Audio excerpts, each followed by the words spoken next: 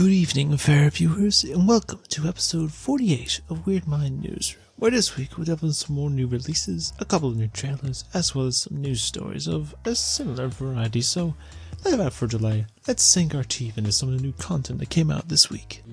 I don't say blah blah blah. We shall start the new releases of the week with a film that appeared in my radar from the first trailer released earlier this year, then discovering the main star is some upcoming Irish talent, and then also learned it was filmed in my hometown. We are about to learn that children can be such monsters. We didn't need to know about it in a film, we already know, most times, with children, that they are monsters, as if the new supernatural horror film of Abigail. Now this, I believe, is based on a book related to an undead legend where a group of thieves have kidnapped a young girl named Abigail, who is the child of a major figure of the underworld. They are tasked with watching her for the better part of 24 hours, for all of them to walk away with a shared split of around $50 million. Well, they will soon discover that they are not trapping her, but rather they have been trapped in there with this young girl who has some supernatural powers, and she's ready for a feast. Now, reception on this film has been very well received for its concept, its cast performances, especially for young Irish newcomer Alicia Weir, and the scares and humour, with some complaints of issues in pacing in the first act and a bit in the third, but in some minor instances. If you want a new film to sink your teeth into, then you can check this new film out now in cinemas. Now for the film that I know is about to bombard my social media feed for the better half of the next week from the fans or even from some of the characters from the cast that will still deride from the basis of an investigation that happened about a few years ago and appeared in the first part of the film. We have received the newest entry from filmmaker Zack Snyder in his supposed conclusion of his new sci-fi series of Rebel Moon Part 2, The Scargiver.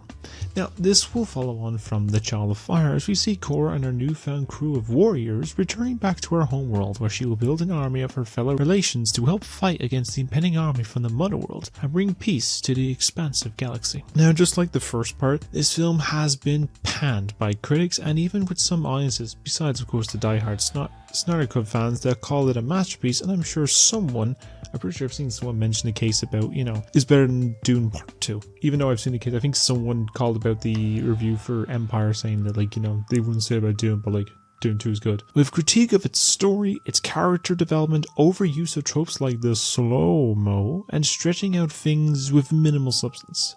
There was some praises towards the visuals, cinematography, and score. Now, of course, as also mentioned, this was planned at the end of a duology, but now apparently we're getting about 4 other movies, or maybe 6 more, I have no idea, as well as the case of the aforementioned director's cuts, which are apparently releasing by August, which, longer films might help it, but I don't know. And if you want to check this out yourself, you can catch this new film now on Netflix. And the last of the new films from this week is giving a look and perspective on the story of the stories from the Bible, with some new take on the story in a new film of The Book of Clarence.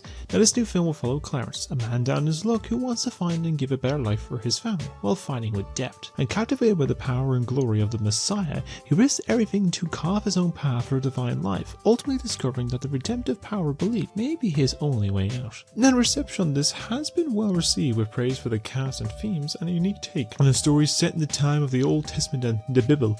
If you want to testify and find faith in oneself, then you can catch this new film out now in cinemas. And the last of the new releases for this week is with a game that had been on my radar for a short while, and I completely nearly missed talking about because it dropped this week, but releasing an all-new stop-motion made video game known simply as Harold Halibut. Now, in this game, you play as Harold, a lab assistant for scientist Jean Moreau, on board a giant home-based ship of the Fedora that has left Earth over 250 years ago after the effects of a Cold War. As you explore the giant ship, help the inhabitants, and solve some puzzles, and will soon lead you on a rabbit hole journey to learn the secrets that may help you and Jean find a way to escape this vast alien ocean and find a new, drier home for you and everyone aboard. Now, reception of this game has been garnering some decent reception, with praise to the aesthetics of stop motion, the craft, the story, the puzzles and characters, with probably some critiques on the difficulty, probably some frame issues, and some other elements found in most other types of games. But if you want some new puzzle aesthetic with a unique look to it, and a lot of time and effort and dedication to create, because stop motion is a long process. You can play this new game now on PlayStation 5, Xbox Series X and S,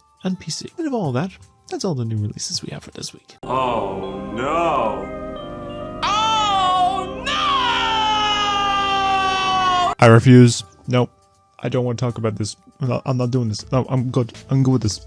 Just when I thought I was all done, I'd finally gotten to review for a series I held off for over a year review, which you can find in my blog down in the description or in the link below to watch the video version of it. They had to come along and hurt me as they have received another as a trailer for the second season of Velma. Yep, this season we'll see for some reason, Velma is now popular for stopping the serial killer of the first season, but when a new killer starts taking out all the men this time, I think, it will see Velma and her friends, using that term very loosely, to solve the case, stop the killer, and deal with their own issues like relationships and trauma and all other stuff. Now, if you have already read or have seen my review for this, you know, as well as thousands of other people online, they did not like the series in general, and when the trailer came out, I felt pain, but also I felt really nothing from this trailer. And if you think I'm reviewing this season, I've already shown the case in my review for this. I have standards for it. The only way I'm going to do it is you follow those standards in that video. If you got to check it out, I'm not telling you what it is, but you can check it out in my video. Now, I know this may technically go against my rule with trailers, but it's an exception because I have no clue when this comes over here. I know it's releasing on the 25th of April in the US, but besides over here, I have no idea. It could be whenever. But instead, let's talk about another animated trailer that I can tolerate, with some aspects that look weird, but getting the lore from those that have more knowledge in this series helped it a bit. But as a weird promotional stunt of sending this into space and coming off the footage shown at CinemaCon, it really is more than meets the eye as we receive the first trailer for the origin story film of Transformers 1. And this film will be an origin story set on the planet of Cybertron, the Transformers' home planet, and will center on the relationship between Optimus Prime, or in this film known as Orion Pax, and Megatron, who's known as D16, going from brothers in arms to sworn enemies and the foundation of the Autobots and the Decepticons, as well as how they first became aware of the ongoing conflict, as well as learned to actually transform, because they were simple low-life worker bots that learn the ability to transform. And the basis that I think it does not look too bad. The only thing that I mentioned that looks weird to me is seeing them with human-like face structures. It's a bit weird, but it's case instance. I know in more later Transformers they kind of did that more with like humanoid faces, but I think with that one they kind of eased it in a bit. This kind of feels a bit odd just because it's animated, but like, you know, I think I would have been used to this, but I don't know. At least the two people I know from my group chat at least established me about how it all works out, because, you know, sometimes it's complicated. But hopefully it will grow on me and this will turn out good when this film releases in the cinemas on October 11th. Now for a return to the world that is created by the master of ideas and twists with M.Night Shyamalan, as we have brought along the first trailer to the public for his new film entitled Trap. Now will star Josh Hartnett as a father as he brings her daughter to the concert of her favorite musician, I think it's Lady Raven, in this play by Shyamalan's actual musician daughter. And when he goes off to use the restroom, comes to discuss with the vendor about the massive security presence at the event before discovering that this whole concert is set up as a trap for the Butcher, a serial killer that has been going around murdering people and cutting them into little pieces. We learn that our main lead is not so innocent he seems. He may be the one behind the slayings. Now, knowing the case that they make the likes, this could be the twist, but I have a feeling there's going to be another twist inside this twist. And sometimes with his films, they have some unique outcomes to them. Some are good, some are a bit stupid, but you know, this is a Shyamalan movie, you're going to get that. But hopefully this looks decent, and I will probably check this film out when this film releases in the cinemas on August 2nd. And the final trailer for this week I want to talk on, we have the newest teaser trailer for an upcoming film that has released a fair few trailers for this since the start of this year, but the genius of it is that it has not explained anything, and most of them are around 45 seconds to a minute and linger either on one image or some shot or something like that. But like, let's continue this trend with this one as we have the new look at the upcoming horror film of Longlegs. Now, for what I can get out of the plot for this is that it's set in the mid-70s and will follow on Lee Harker, a new FBI agent who has been assigned to an unsolved case of a serial killer. When it becomes more complicated with occult evidence discovered, to discover a personal link to the killer must act quickly to prevent another family murder. Now, I think how they present this is genius and showing very little and keeping it a mystery, and sounds great and intriguing. I'm sure we'll see how this will all pay off when this film releases in the cinemas on July 12th. And with all that, that's all the trailers that we have for this week. Where's that damn fourth Chaos Emerald? So our first story this week is a collection of 3 smaller stories that morph together because they all relate to one thing, and that's some casting news. So we'll start off the one with probably the most known and the biggest of this week. So we're gonna talk fast, as we're talking on the upcoming third movie in the Sonic the Hedgehog franchise. Now, as you're aware, if you've seen the second movie, you know the upcoming big character that released for this next movie is, of course, everyone's fan favorite character of Shadow the Hedgehog. And for the last little while, we've been going around the rumor mill expecting who will be voicing this edgy hog himself, with the likes of Jason Griffith, the game's voice actor, possibly doing it from teasing on his social media, which is probably for that Sonic game that's coming out, or even from Anakin Skywalker actor himself of Hayden Christensen. But now, just on Monday, we got confirmation of who will be playing this character, and of course, the actor that's playing it is action star himself, Keanu Reeves. Now, it's a case that works well for the edginess factor, as well as a case that we know he has a fancy vehicle, likes guns, is breathtaking, and also a case established from the beginning of his appearance in the very first Sonic movie. Please. Yes, Keanu! You are a national treasure. And you're involved in a very obscure meme of Shadow respecting your manhood, as well as the case in Cyber 27 when Keanu Reeves talks about his impressive manhood as well. Know what? You're starting to remind me of me, 50 years back. Minus the charisma. An impressive cop. It all comes together. It's like poetry. Now, I'm intrigued, and hopefully we'll see some real footage soon, which I'm guessing probably be the end of this month or by the beginning of summer. But I know in case I'll be definitely checking this film out come Christmas time. Next up, we're going to be going from anthropomorphic hedgehogs and animals to more of creatures that roamed the earth millions of years ago, as we're talking about an update to the upcoming release of the 4th Jurassic Park movie. It is still a case that we have some news concerning the upcoming rumor for a male lead in this film that will be cast alongside the as yet confirmed casting of Scarlett Johansson in the movie, and this is coming to us in the form of actor of Jonathan Bailey. While he might not be a well-known actor, he has appeared in some upcoming projects, including the series of Bridgerton, as well as he's going to be appearing this year in the upcoming adaptation of Wicked. So there is a bit of star power to him. Hopefully we get some detail who will be the confirmed full cast of this series, and if any other appearances from previous cast members, or when this film will start filming, because they got a bit of time to do before this film drops next July. And lastly, we're going to add a little bit of magic to this, as we're talking the recently announced film of the third entry in the Now You See Me franchise.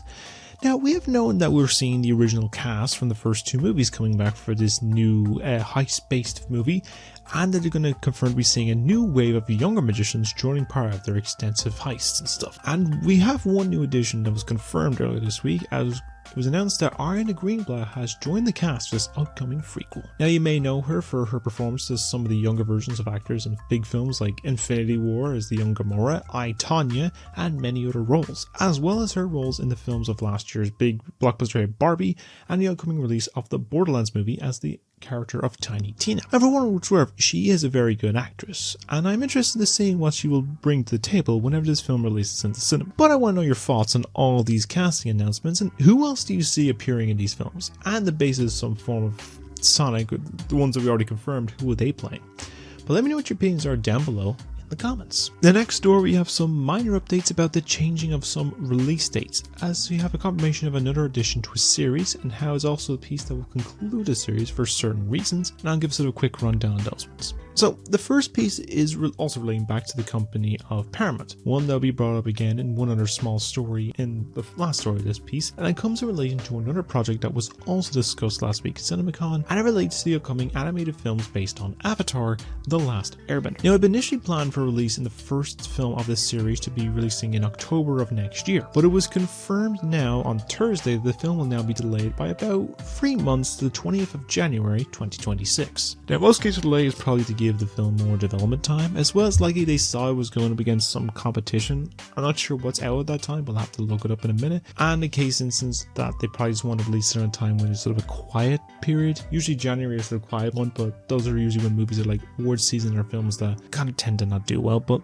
you know, it could end up being turned around. It could be either based on this trilogy or focused on particular character spin-offs they've had planned, but I'm sure we'll find out more about it in due time. And the other piece that with some news is coming to us from the streaming giant of Netflix. We have seen many different originals in the last few years, and some of the way, including both Cobra Kai's final season and the second season of Squid Game, both releasing some part in the second half of this year, as well as them currently deep into filming on the final season of Stranger Things, development that has caused some drama, a bit of backlash, and a bit of controversy, to say the least, but I'm not going to get into it. But one series that has probably as much conversation in recent years is with their attempt at an adaptation of the popular Polish book series and video game franchise of The Witcher. Now, it has been established the biggest thing to know is that basically it was well liked due to the fact that it does not respect the source material that well, so it wasn't really that liked, and the one person that did was the main lead of Henry Cavill, and everyone loves his portrayal of Geralt of Rivia. However,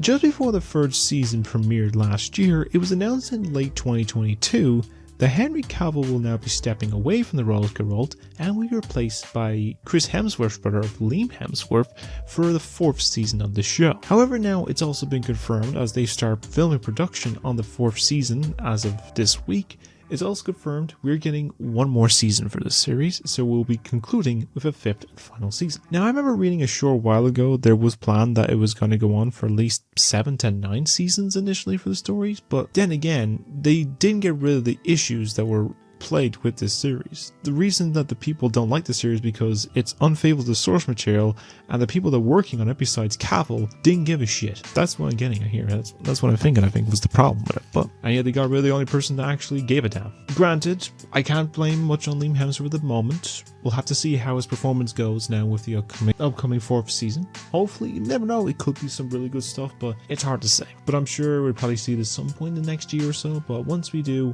I'll update in a later video. But what are your thoughts on these delays and announcements? Are you excited for anything in particular? And what are your thoughts about these upcoming new seasons and projects in particular?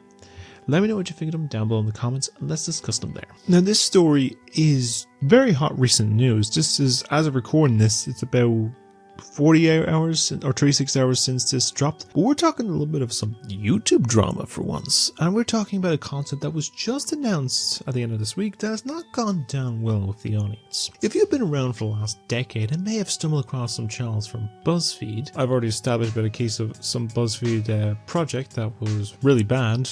It was a film based on a project from a BuzzFeed employee, which you can check out my video. You may have come across some series such as BuzzFeed Unsolved or Worth It, two channels that actually probably had saved the company in particular. Well, mainly BuzzFeed Unsolved. I love that series anyway. But in the case instance, it was the only good things from BuzzFeed's. Besides maybe the Try Guys, but we're not going to go into that rabbit hole today. That's a whole different can of worms. Anyways, about 5 years ago in 2019, it was announced that Ryan McGarr and Shane Madej were leaving BuzzFeed after the upcoming final season of the Unsolved series of True Crime and Supernatural. And following from this, they would then create their own new channel known as The Watcher, where they would, with them and the Worth It lead Stephen Lim, would go on to create content for the channel like Ghost Watch, Puppet History, Worth a Shot, and Mystery Files, as well as many other concepts, podcasts, and other series in particular. Now, you're probably wondering then, what is the drama? Well, earlier on Friday, it was announced that these three will be leaving YouTube, but will not be gone fully from the interwebs themselves. As was then announced, they are opening to plan to turn their channel into a streaming service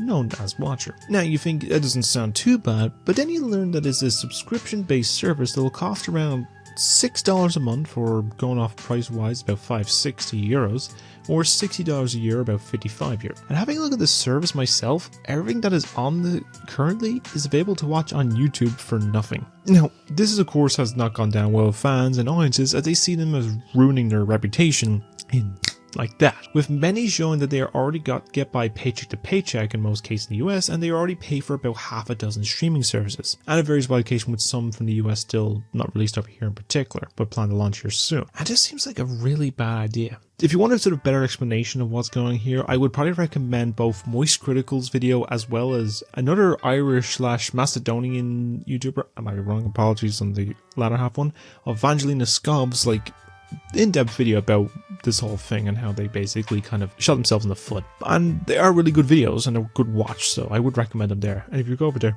say hi for me. But in my opinions, I see this as not really lasting long and somewhat falling apart very quickly. But I guess we'll have to see how it turns out when they start this process. It's either going to crash and burn or other stuff, because there's a lot of things that are basically keeping them afloat. But I want to know your thoughts on this. Do you think this is a good idea, or do you think this will crash and burn very quickly? Let me know what you think of it all down below in the comments. And the final story for this week was one I mentioned in a previous story, and this is relating to the company of Paramount, as we are diving into some more purchasing discussions. Now, a few weeks ago, there was a story that was floating around that Paramount was looking to be either bought or maybe was looking to buy the company of Warner Bros. Pictures, as it may have been the case that both of them were in some possible financial difficulties, which is hard to say given the case with David Zaslav apparently getting a 26.5% increase in his paycheck last year, even doing all those writer strikes, actor strikes, and the tax write-offs, and I still want them to release Batgirl and Coyote vs. Acme, but that is a whole different process. Anyways, most cases, it just all fell through and may have just been rumored for a bit. However, a new challenger has approached with an offer that seems to be the case of it becoming a reality. Now, according to a few sources like the Deadline, Hollywood, and New Yorker, it seems to be a case the company of Sony Pictures may be looking to buy the company of Paramount for a bit of around $11 to $26 billion. But the rights, and it seems to be the case that it could see a verdict very soon of this confirmation. Now, it seems the likes of this buyout seems a bit more of a more appealing outcome compared to the Warner's deal, but it's hard to see if this will be a positive outcome for the moment. But I'm sure we'll hear more about this outcome for this possible buyout and the effects afterwards. And once I do hear anything, I'll update you in a later piece. But what are your thoughts on the possible buyout of Paramount from Sony Pictures, and do you see this as having a positive or negative outcome? Let me know your thoughts on it down below and let's discuss it there. And with all of that, that's all the news stories that we have for this week. Oh no! Anyway. And now with all of that that brings us to the end of episode 48 of Weird Mind News. Hard to believe it's nearly been a year since I started working on this stuff, but surprises me. Anyways, just a little few updates on my channel. So, reviews. Just a couple hours before I started recording this, I had finished my second review of Writing Up, which is my in-depth review for the Amazon series of Hazbin Hotel. Now, I'm going to probably record both that and the Aquaman review probably back to back, probably next day or two, and hopefully we'll have it in the next couple of days, but I'll see how I get along with that one. I have a few more in the pipeline. I think the next one I'm going to be writing up is a review for this year's movie of Argyle, and then it's a person's choice one, which I'm going to bring in a case here. So when I did the roulette wheel, I have a person's choice category, and I think one or two in the first 10 reviews I had in mind are character's choice. So what I'm probably going to ask is if there's any particular film, show, game, or anything you want for me to review,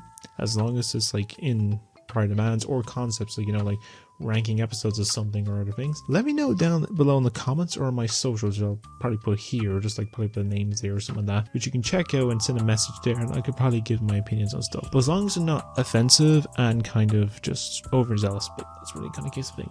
Those reviews will probably be out at some point soon.